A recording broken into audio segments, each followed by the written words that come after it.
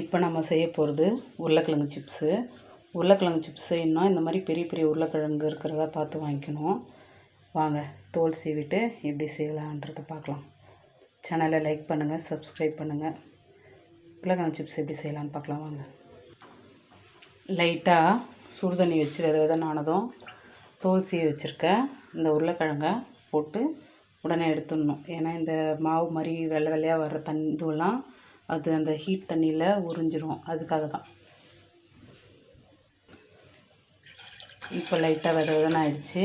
இப்போ இந்த உருளைக்கிழங்கு போட்டு எடுத்துடலாம். அவ்வளோதான், கேஸ் ஆஃப் பண்ணலாம். இதுதான் உருளைக்கிழங்கு செய்கிறது. இதில் தான் சிப்ஸுக்காக செய்யப்படும்.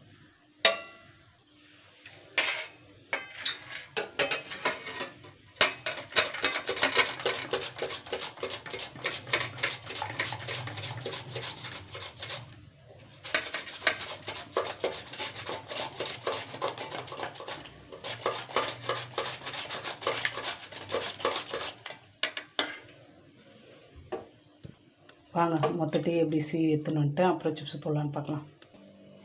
தண்ணி ஓவராக இருக்குது. இதை கொஞ்சம் ஃபேன் காற்றுல வச்சு அப்படியே ஒன்று ஒன்றா வச்சு ஆற வச்சு எடுத்துகிட்டு வந்துடுறேன். அப்புறமா எண்ணெயில் போட்டு பொரிக்க வேண்டியது தான். ஆயில் ஊற்றியாச்சு. வாங்க எப்படி சிப்ஸ் போட்டு எடுக்கிறதுன்னு பார்க்கலாம்.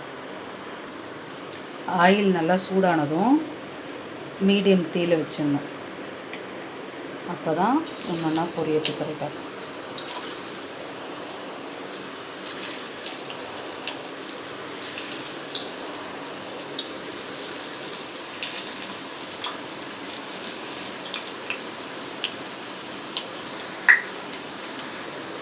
கடையில் பண்ணால் அப்படியே கடாயிலே வச்சு சீவிடுவாங்க.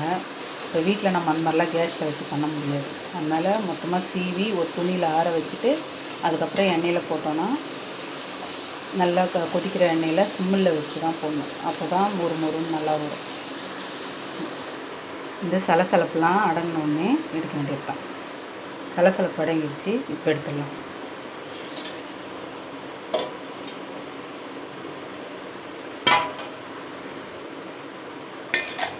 மறுபடியும் ஃபுல் தீயில் வச்சுட்டு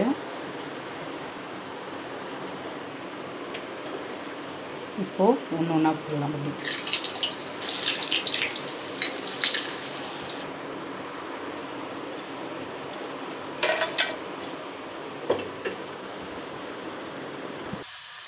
சேனலை லைக் பண்ணுங்கள், சப்ஸ்கிரைப் பண்ணுங்கள். உருளைக்கிழங்கு சிப்ஸ் தயார்.